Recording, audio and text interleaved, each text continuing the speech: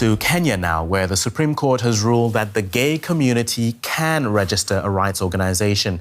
And this repeals a ban by the NGO Registration Board first imposed in 2013. In the new ruling, the judges noted that it would be unconstitutional to limit the right to associate through denial of registration of an association purely on the basis of the sexual orientation of the applicants. But gay sex remains illegal in Kenya, reflecting much of the popular rhetoric. Gilbert Omware is a lawyer for the LGBT community in Kenya. He welcomed the Supreme Court ruling, but he also fears it could make life harder for LGBT Kenyans.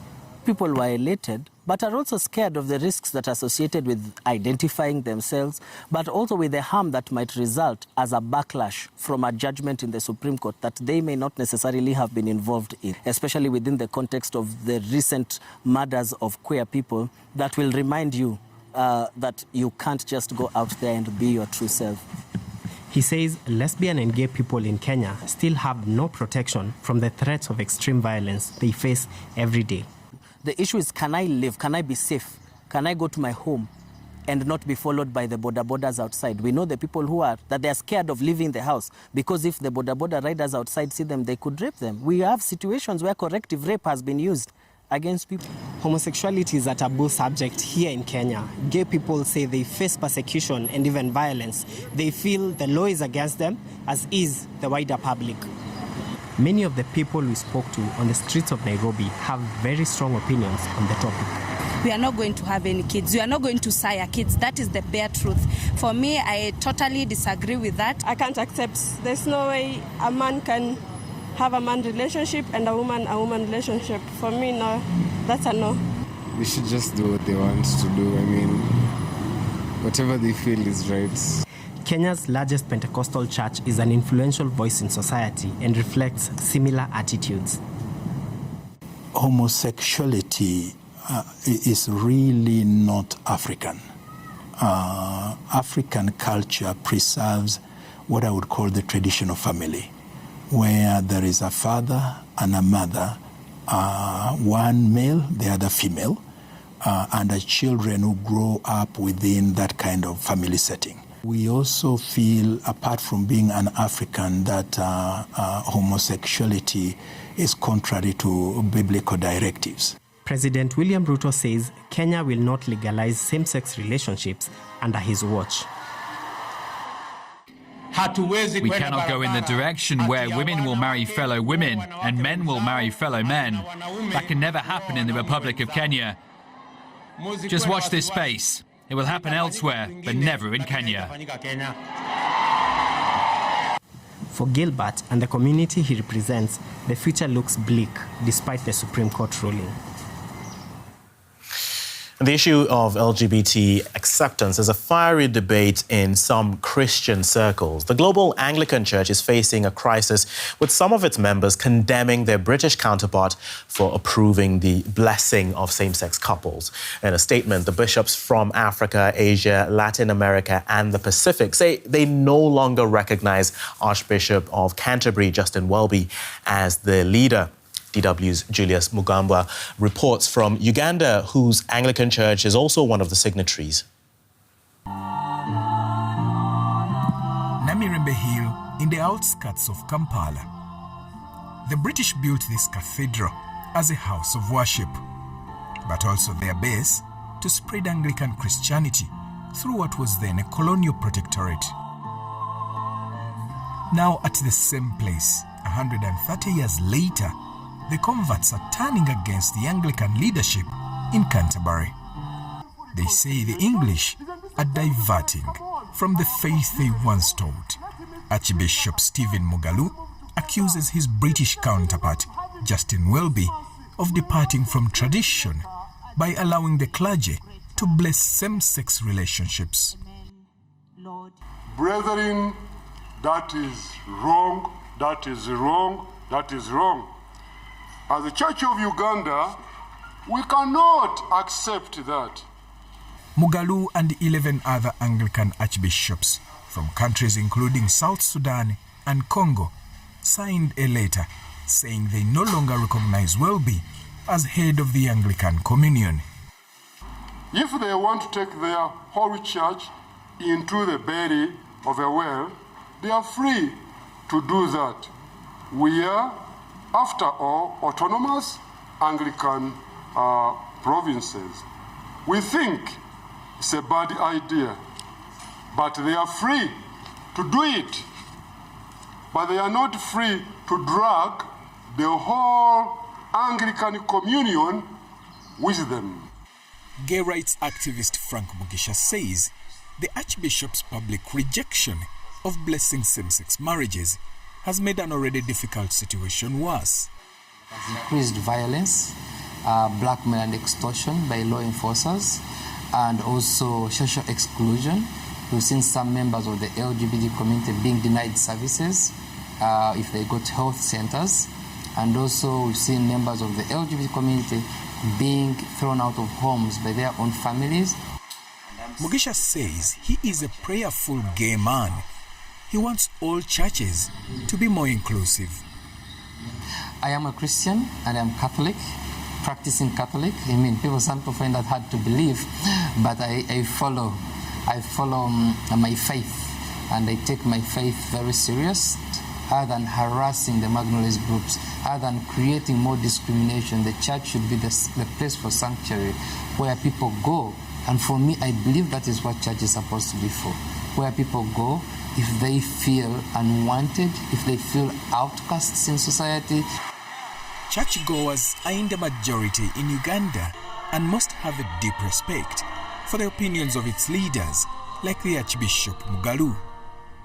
Worshippers would likely back the Archbishop should disapproval of same-sex marriages lead to a deeper split in the church. We're now joined by Elias Bongba, Professor of Religion at Rice University in Texas in the US. Welcome to DW News, Professor. Just looking at this issue, do you think this dispute will actually lead to a split in the Anglican Church? Thank you for having me. The split or the discussions in the Anglican Church has gone on for a very long time now. The key person was the Anglican bishop in Nigeria, the Most Reverend Peter Akinola, who very vigorously put out the perspective that same-sex relations was unacceptable, not only on cultural, but on biblical grounds. And that conflict threatened the Anglican Church. It is not really clear where that will go, because they did actually form a consortium of churches of the South who supported the Nigerian bishop. But I don't think that one can say conclusively that it will eventually lead to the breakup of the Anglican Church, because debates like this are part of the church. The church history is full of these very kinds of tough debates. My hope, actually, is that it will not get to that point for a number of reasons, because, for example, of all people, one of the most prominent Anglican clerics in Africa, the late Archbishop Desmond Tutu, was very supportive and affirming of same-sex relations.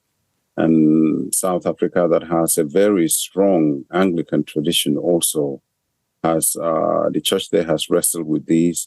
And it is not really clear that it is as simple that all of Africa is against same-sex relations, and for that matter, they are going to quit the rest of the Christian world.